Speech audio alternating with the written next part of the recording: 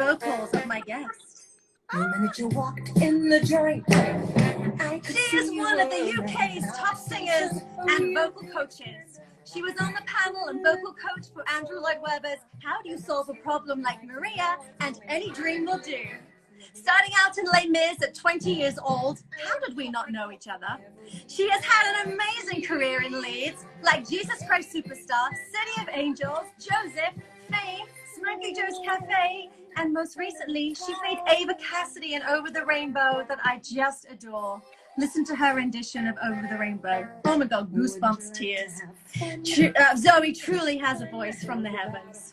She sung with the Royal Philharmonic Orchestra, and she was the host of the UK's Loose Women, which is like The View over here, for 4 years. And today, we have a fun wedding announcement to make. So ladies and gentlemen, my guest, Miss Zoë Tyler. That was an intro, Charlie. Charlie! Wow! You've got to have an intro. Someone as fabulous as you. How are you? Thank you. I'm hot. It's about 100 degrees right now. I am so hot. I've got the fan going. Oh my gosh. The fan may be a little loud, but it's boiling right now. But I know all my Brit friends aren't going to be too jealous because they've got heat right now and they've got beautiful sunshine. So they're happy. If it was raining, they'd hate me right now. They would. I know when it's raining, I try not to say that we're in southern sunny California. Yeah. Oh, well, welcome. This is such a pleasure to chat with you. You truly are incredible. I've had the most amazing career. And so take us back. How did you get started in singing? Who was your inspiration? And did you know, how old were you when you knew you had this powerhouse voice? That's a lot of questions in one. Go. Yeah. I started really young, and I was doing cabaret at 15, up and down the country. Wow. My dad used to drive me, and then I was at college because I was actually going to be a violinist originally. I was going to be a concert violinist. Yeah, I was. And then I found my voice, and I thought I prefer this, to be honest. But I carried on with my musical studies at college. And then I thought, I used to dream. I used to sit in the dressing room in these clubs and just think, one day I want to be in Les Miserables. That's all I want. I used to dream about it. I knew every single word of every song. And then when I was 18, I was still at college. I auditioned for Bob Says Opportunity Knocks. Do you remember that? Yes. I mean, like, fabulous. It was the best time. And I got on, and it was the best week of my life. Yeah. So, well, there's a very funny video. The way they did my hair was, I looked about 45. I was 18. Oh my God. I know I sang Out Here on My Own from Fame, I remember. And then we did a little interview, and he said to me, you know, what do you want to see yourself doing in the future? And I said, I'd love to be in Les Miserables. And anyway, my phone rang a week later, and it was one of the production, it was a casting director from Les Mis, and they said, listen, we'd like you to come down. We saw you on Opportunity Knocks. Come down and see us. So I went down to London thinking it was like a little private audition, and it was an open audition, and the line went all the way down. So I queued, got the bus, I got the coach from Birmingham on my own. And I got about 3 people in front of me, and they said, sorry, you know, we haven't got. And I did the bravest thing I've ever done in my life, because I wasn't a brave 18-year-old. I was 18, you know. I went to a phone box. Do you remember those phone boxes? You used to put money in. Yes. Remember that? Yeah, which millennials have no idea how to use. Yeah. So I went to a phone box, put some money in, and called Cameron McIntosh's office and said, oh, can I speak to this person? You told me to come down. You saw me on Opportunity Knocks. And so she said, hold on. She said, okay, just go back again. And I went back, and they said, oh, yes, no, come in. It was the bravest thing I've ever done. I couldn't believe I did it, to be honest. But I didn't get it that year. They said I was too young. So I kept going back and back and back. And eventually, when I was 20, and yeah, I'll never forget the moment when the phone call came. I think all my family cried. We all cried. And then I moved to London. Oh my God. Wow. That's a great story. I had no idea that you went on Opportunity Knocks, and that's brilliant. And they saw you. Well, it was, Oh, yes, and I was actually still at college, and I remember going to London for the whole week and doing the rehearsals, and I'd never been in a TV studio before, and it would just knock me for six. It was the most wonderful week of my life. It was just incredible. It blew my mind. And sort of, and then everything sort of started from there, really. So when I went into Les Mis, I had to learn my craft, really. And I stayed in the show for 2 years, learnt my craft. I was understudy to Fontaine, so watched it all. And then you get the first, the first call. And being an understudy is basically, you wake up every day hoping that they lost a voice. Let's be honest. I know, it's terrible, isn't it? But dreadful, but true. Yeah. And and I remember the day it happened, and they said, right, you're on tonight. And I was like, phoned my mum, who had hairdressers in Birmingham. I was like, Mum, I'm on tonight. She literally shut the shop. Whoever was having their hair done only had half a perm. They shut the shop. That was it.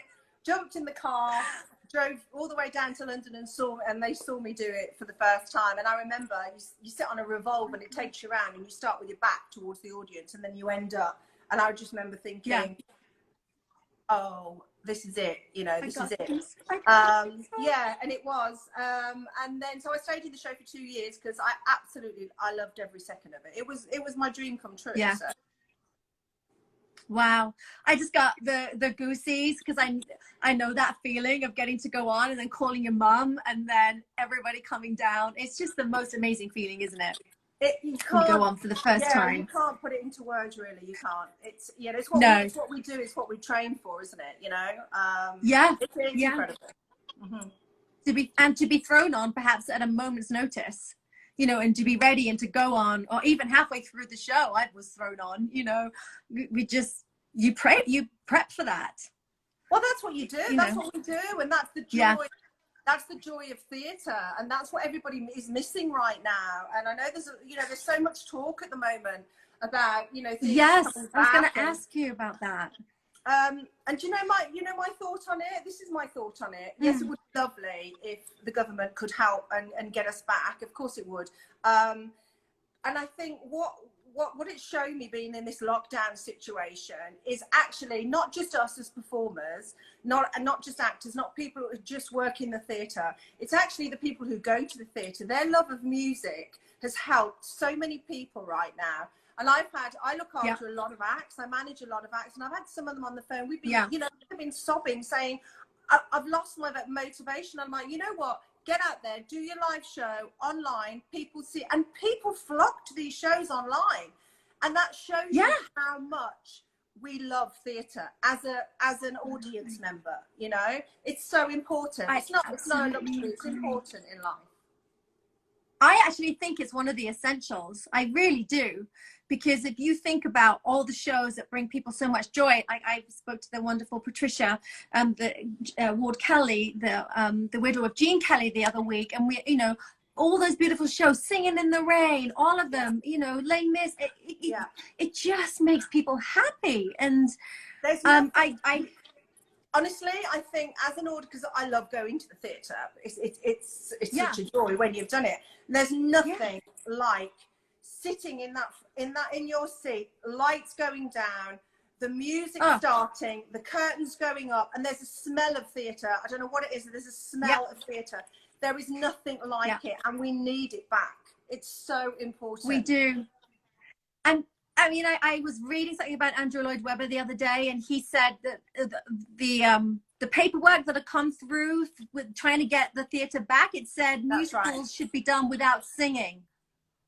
What is that about? No, I don't know what that means. That's called a play. I don't think it means anything, really. I don't know how. It's just, how do you? I know theatres have to be at 100% to make money. They have to be full. But how do you? I mean, who is? Yeah. Is it Lloyd Webber? Who is trying to get the theatre? Who is trying to figure out? I know he's trying to mimic something that's being done, I think in Japan or somewhere, China, that had successfully got a musical on. And so he's trying to bring that here to try it, right? Am I right in what I've been reading? Yeah, but I think also, I mean, we can't have people, I mean, the theatres cannot afford to have half an audience. We can't sit and watch a show with a gap of 3 people. you know, economically, it's not going to work for them. So we get that. We're not saying, you know, open the theatres up so we can have thousands of people sat next to each other. It's not what we're saying. You know, of course, when the time is right, but you can only just hope and pray that, you know, the time is coming. I mean, you know, in England, I know the numbers are doing great. They're doing great. So yes, I'm just hoping, you know, and we're not talking about theatre. We're talking about all live venues, you know. I book acts in theatres, in land gigs, on sea. You know, I book so many acts on cruise ships. They've got nothing. Nobody has anything right now. So it's entertainment as a whole. Yeah. What do you want to all your acts and all the people that you manage? Because I know you have a beautiful roster of amazing talent. What advice would you give to them? Yeah, I was looking at them online on your website. You really have amazing people. What's your advice to them to get through this right now? What would you tell them to do?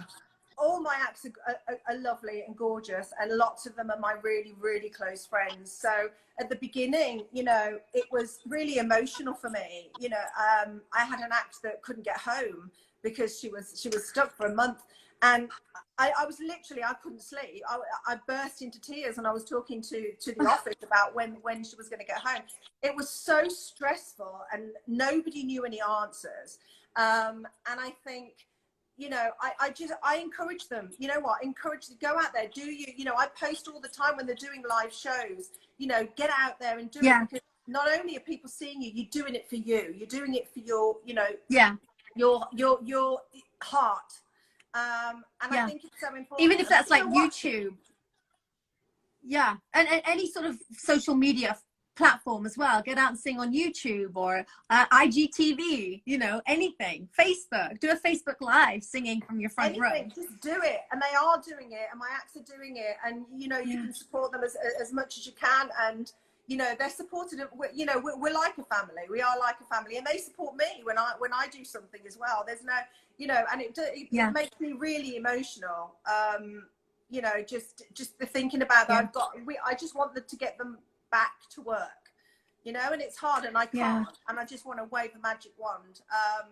So it's been a real emotional turmoil, really, for us all. Waiting and waiting some more. Yeah, and it's very similar, the entertainment industry and the wedding industry. It's amazing that we are both like this. Yeah, waiting. There's nothing we can do. Had lots of weddings. Like I know two people, actually two of my acts, lovely Laura and Shelley Ann, both have cancelled their weddings this year, and it breaks my heart. And you must know that, if anybody. Yeah, I've had all my weddings postponed. Thank God nobody cancelled. Everyone postponed to 2021. And June was like, I literally had every weekend in June. And as the dates go by, I email them going, oh, I'm thinking of you. I know this is heartbreaking, but you know, but next year we're going to come back and it's going to be amazing. But it's heartbreaking. Everybody wants, you know, there's that big special day, and you can't do it. But you know, it's better that we're safe, and healthy than to do a wedding and have to wear a mask and social distance. I know, and you want a wedding to be what you planned, really, at the end of the day, not a different version. Exactly. We'll come back to weddings because I know we've got a special announcement to make. But so after you did Les Miserables, I'm not getting married, did you? By the way. No. She's already married, folks. She's already taken. Oh, actually, we have to talk about that really funny Instagram thing you posted on Instagram. That song you wrote about your husband during lockdown. Yeah, he was. I was irritated, like so many of us. He was chewing too loudly on a packet of crisps. That was what did it. It was eating the bag of crisps. Sent me over the edge, Charlie. I can't even tell you. I was done. And then we were supposed to be watching something on TV, and it was actually his sister that said to me, oh, something about, I got you, babe. And actually, while I was sitting, you must have thought I was really quiet. For an hour, I just wrote out these lyrics. I never said a word. And then I said to him, I've written a song, I've written a parody, have a little listen. I did it for, you know what?